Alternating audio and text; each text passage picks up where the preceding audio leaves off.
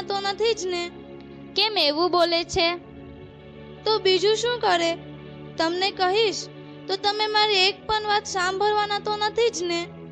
અરે બોલ ને, શું વાત છે? તો તમે મારી એક વાત માનશો?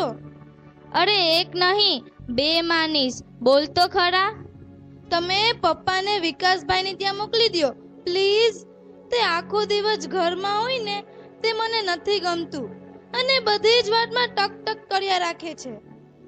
ઠીક છે, ચાલ, હું કંઈક કરું છું. હવે તો હસો રાની.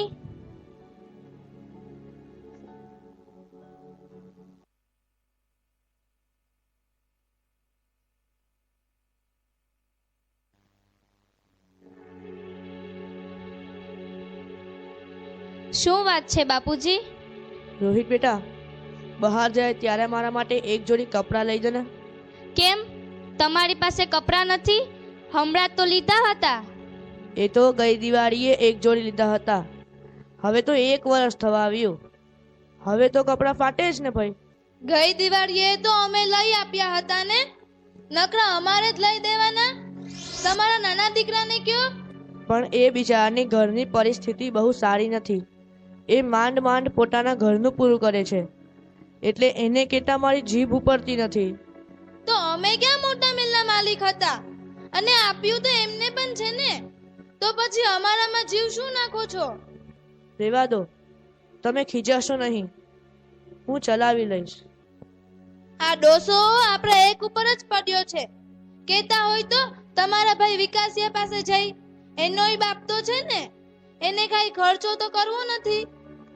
એટલે હું એને વાત નહીં કરતો હોય? વિકાસને જ્યારે પપ્પાની ખોરાકીની વાત કરું ને તો તરત રોદરા રોવા લાગે છે. આમ છે ને તેમ છે ને. તમે બને મરો ત્યારે સારું લાગે ને એમ કરો.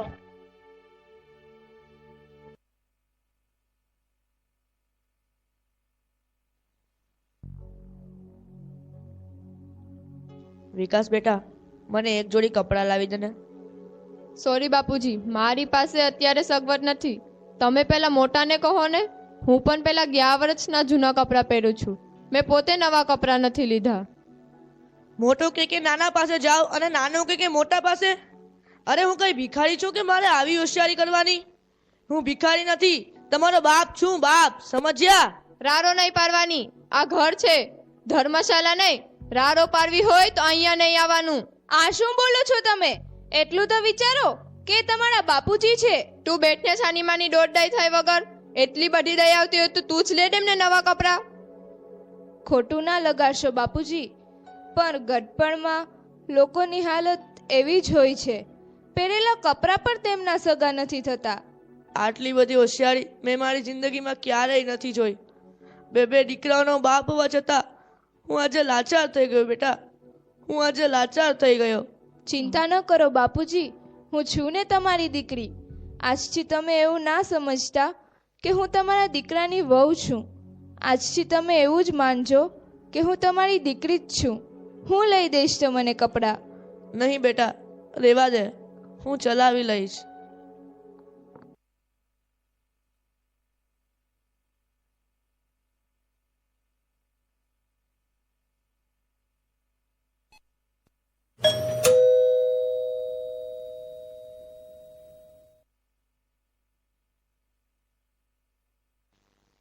Surprise!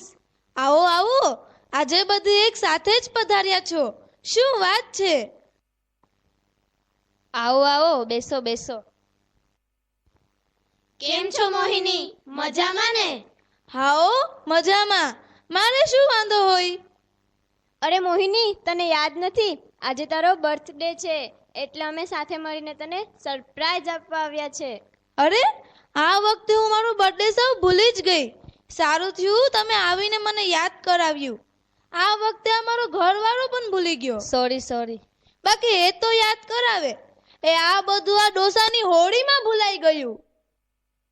Happy birthday to you, happy birthday to you, happy birthday to Mohini, happy birthday to you.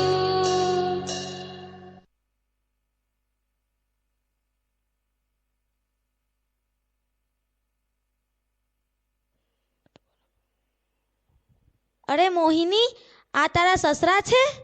હા, અમારો સસરો છે. અરે તું એમને પણ તો કેક ખવડાવ. કોને? આમને? અરે એમને શું ખવડાવવાનું? એ કઈ કમાવો તો જતા નથી અને આખો દિવસ ઘરમાં પડ્યા રહે છે. સાવ નવરી બજાર છે. અરે મોહિની, એ તારા સસરા છે અને તું એમના વિશે એવું બોલે છે. મારા તો કિસ્મતમાં જ નથી એવા સાસુ સસરાનો પ્રેમ. મારા બાળકો પણ પૂછે, એ મમ્મી આપણા દાદા દાદીનો ફોટો છે? કારણ કે તેમણે એને જોયા જ નથી એટલે પૂછે. અને તારે છે તો તું એની કદર નથી કરતી કે તું એને સાચવતી નથી. હા, તો તું એક કામ કર, આમને તારી ઘરે લઈ જા અને સાચવજે. શિખામણ આપવાની રહેવા દે. અરે આ તો હું તને અમારી બહેનના નાતે સમજાવતી હતી, પછી તો તારી મરજી. હા ચાલ, હવે વધારે ડાયી થામાં અને આ નાસ્તો કર.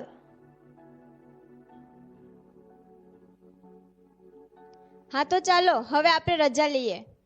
કેમ રોકાવું નથી? હજી તો મજા કરવાની બાકી છે. જમીને જજો. ના, બહુ થયું, ચાલો હવે અમે જઈએ. ના ના, જમીને જજો. ના ના, બહુ થયું. વાંચી લીધું પેપર? ચાલો હવે આ બધું ફટાફટ સાફ કરી નાખો.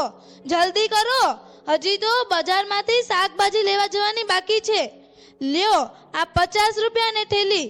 બજારમાં જઈ થોડું શાકભાજી લઈ આવ. તમે મને કહો છો શાકભાજી લેવા જવાનું? હા હા, તમને જ કહું છું. તમે કઈ થોડા ધીરુભાઈ અંબાણી છો? અરે એમના ડાચા સામે શું જોવો છો? હું કઈ તમને કચરા પોટા કરવા નહીં કહેતી. બજારમાંથી શાકભાજી જ લાવવાનું કહું છું. એ સાચી જ વાત છે ને પપ્પા? લઈ આવો ને તમે. આમ પણ તમે નિવૃત્ત છો, તમારે કમાવા તો જવું નથી અને ઘરમાં બેઠા બેઠા રોટલા જ બગાડો છો. આમ ઘરના થોડા કામ કરશો ને તો તમારા પગ પણ છૂટા થશે. હા હો દીકરા, વાત તમારી સાચી જ છે. આમાંય હું તમારા માટે તો નકામી ચીજ જ ગણાવ. કાંઈક તો તમારા કામમાં આવું.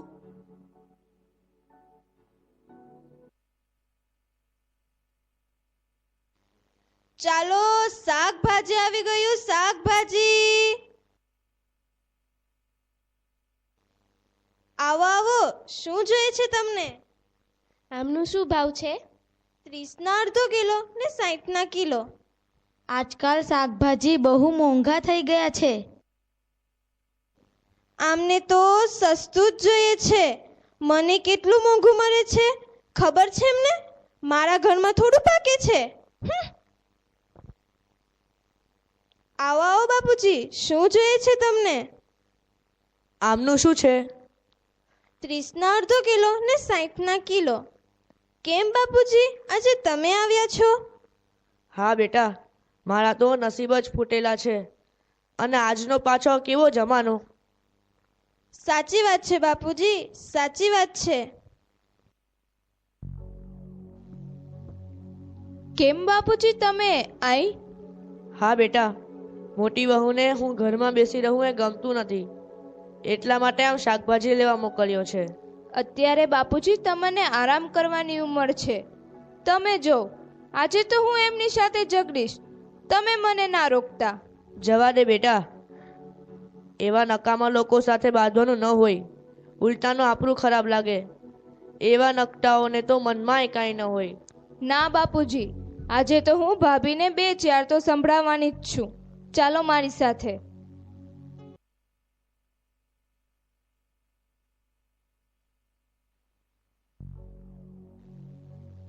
ભાભી, આ તમે શું કરો છો? આ ઉંમરે બાપુજીને શાક લેવા મોકલો છો? અરે આ ઉંમર તો બાપુજીને આરામ કરવાની ઉંમર છે. આમાંય બાપુજી અહીંયા બેસીને તો માખીઓ જ મારા કરે છે ને. કઈ કામ તો કરી લેતા નથી ને. એકાદ કામ કરી લીધું એમાં થઈ શું ગયું? એમણે એમની જિંદગીમાં ઘણું કર્યું છે, જાત તોડી નાખી છે. હવે તો તેમને શાંતિથી બેસવા દ્યો. મારા ઘરમાં તારે દોડદાઈ થવાની જરૂર નથી, સમજી? અમારા ઘરમાં અમારે શું કરવું એ અમારે બંનેને નક્કી કરવાનું છે, તારે નહીં. કેમ નહીં જોવાનું? એ કાંઈ પારકા નથી. જેમ તમારા સસરા છે એમ મારા પણ સસરા છે. ઓહો, તારા સસરા છે તો જા લઈ જા ઘરે અને કરજે સેવા. જા લઈ જા. હા તો લઈ જઈશ. મારે આમ પણ તમને કાંઈ પૂછવાની જરૂર નથી. ચાલો બાપુજી. નહીં બેટા, મને મારા હાલ પર છોડી દે. હું ત્યાં રોકાઈશ કે અહીંયા રોકાઈશ? મારે તો બંને બાજુ લોહી ઉકાળા જ છે. બાપુજી, હું તમારી સેવા કરીશ. મારા સગા બાપની જેમ તમને સાચવીશ. હા બેટા, જાણું છું તું મને તારો સગો બાપ જ સમજીશ. આ બંને છોકરાઓ તો મને કચરાની જેમ કાઢી નાખે છે. મારે તમારી એક પણ વાત નથી સાંભળવી. ચાલો મારી સાથે. હાસ, હવે તો ઝંઝટ ગઈ.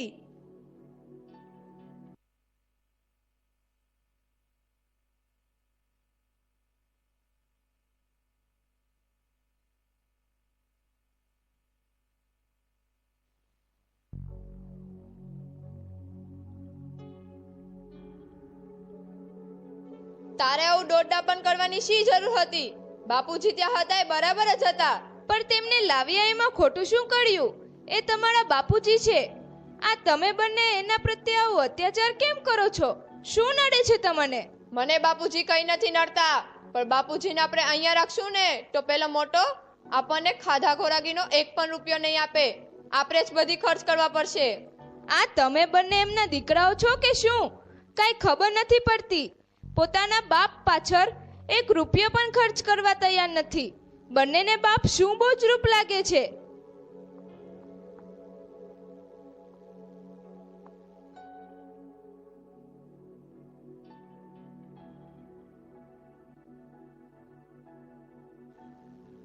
હે મારા ભગવાન, ના તો નાનો દીકરો રાખવા માંગે છે, ના તો મોટો દીકરો.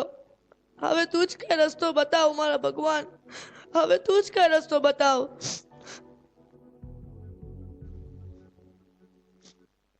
અરે નવીનભાઈ, શું થયું? તમારા બે છોકરા હોવા છતાં તમારે વૃદ્ધાશ્રમમાં આવું છે? જવા દો વિજયભાઈ, પણ બંનેમાંથી એકેય છોકરો મને રાખવા તૈયાર નથી. આજનો જમાનો જેવો છે કે છોકરાઓને મા બાપ સાથે રહેવાનું ગમતું નથી. સાચી વાત છે તમારી વિજયભાઈ.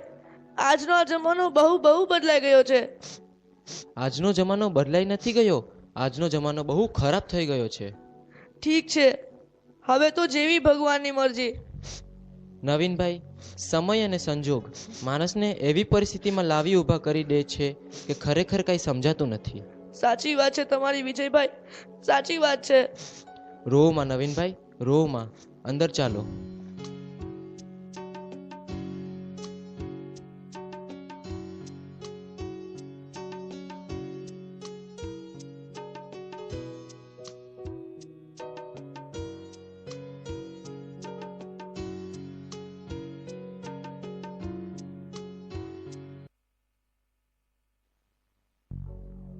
ક્યાં ગઈ હતી આમ? ક્યાંની રાહ જોને બેઠ્યો છું? વૃદ્ધાશ્રમે ગઈ હતી બાપુજીને શોધવા માટે. હા તો મળ્યા હોય ને તો ન્યા જ રહેવા દે જેમને. આપણે એમને ઘરે લાવવાની જરૂરત નથી. અરે, વૃદ્ધાશ્રમમાં તો તમને બંનેને રહેવા દેવાની જરૂર હતી. બાપુજી ખોટા ઉઠાવી લાવ્યા તમને. એટલે તું શું કહેવા માંગે છે? હું જ્યારે આશ્રમમાં ગઈ ને ત્યારે ત્યાંના મેનેજર સાથે વાત કરી. એ તમને અને રોહિતભાઈને બંનેને આશ્રમમાંથી લઈ આવ્યા હતા. અરે, આશ્રમમાં તો તમને બંનેને રહેવા દેવાની જરૂર હતી. જ્યારે ગોદ લઈને આટલા મોટા કર્યા અને તમે એ જ પાલન બાપને અત્યારે વૃદ્ધાશ્રમમાં મૂકી આવ્યા. આ તું શું કહે છે? મને આશ્રમના મેનેજરે વાત કરી. આ જ સાચું છે વિકાસ. બાપુજી અમને અનાથ આશ્રમમાંથી લઈને આવ્યા હતા ને એ જ બાપને અમે વૃદ્ધાશ્રમ મોકલી દીધા. અમે અનાથને પાળી પોસીને મોટા કર્યા ને જ્યારે એમની ઉંમર થઈ ત્યારે એ બાપને અમે ઘરમાં રહેવા માટે એક નાનકડી જગ્યા નહીં આપી શક્યા. ધિક્કાર છે અમારા જેવા દીકરાઓ પર, ધિક્કાર છે. આ પાપ હું ક્યાં ભાવમાં જઈને જોઈશ? શું કરું મીના, હું શું કરું? મને પપ્પા પાસે લઈ જા મીના, મને પપ્પા પાસે લઈ જા. રડશો નહીં વિકાસ, પણ આ વાતની જાણ મોટા ભાઈને પણ ખબર નહીં હોય ને. તો ચાલો પહેલા આપણે એમના ઘરે જઈએ અને એમને પણ કહીએ, તો જ ખબર પડશે ને કે બાપુજીએ આપણા માટે શું શું કર્યું છે અને આપણે એમને કેવા કેવા દિવસો દેખાડ્યા છે. કારણ કે મોટા ભાઈ અને ભાભીએ પણ બાપુજીને કાંઈ બોલવામાં કાંઈ બાકી નથી રાખ્યું. હા ચાલ. આજના આ સમયમાં લોકો પોતાના વૃદ્ધ માતા પિતાને પોતાની સાથે રાખવા માંગતા જ નથી. માતા પિતાની વૃદ્ધ ઉંમર થાય ત્યારે તે ઘરમાં બધાને નડે છે. પણ ગડપણમાં માતા પિતાને સાચવવા એ જ મોટું પુણ્ય છે. આજે લોકો સારા દેખાવા માટે મોટા મોટા દાન કરે છે, પણ તેમના ઘરે જઈને જોઈએ તો ખબર પડે કે તેમના માતા પિતા વૃદ્ધાશ્રમમાં હોય છે. તો શું એમને એ દાનનું પુણ્ય મળશે ખરી? પર આપણા માતા પિતાને ઘડપણમાં સાચવશું એ જ મોટામાં મોટું દાન છે, પુણ્ય છે. તો ચાલો આજે જોઈએ આ નાટક દ્વારા.